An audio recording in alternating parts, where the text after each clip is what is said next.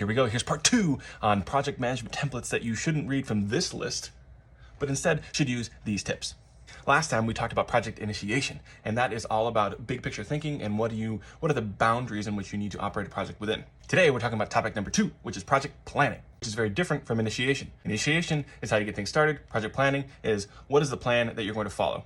And if you're a fan of my channel, then you'll know about the cone of uncertainty. If you don't know about it, then go find in my videos because there's a video about the cone of uncertainty. In summary, it talks about how at the beginning of a project, you don't really know a whole lot about the project, so don't spend a ton of time planning it out because you're going to learn as you go. It's very counterintuitive to all my PMP friends out there because they want to command and control that project plan all the way down to the finish line. But ultimately that doesn't happen because plans change, things adjust, you learn more about the things that you're trying to accomplish. I suggest when you're thinking about project planning, you consider the 3 T's. 3 T's are, what are the teams that you're managing? What are the themes or topics or tasks that you need to get done? And then ultimately put those against a timeline so that you can have an effective plan.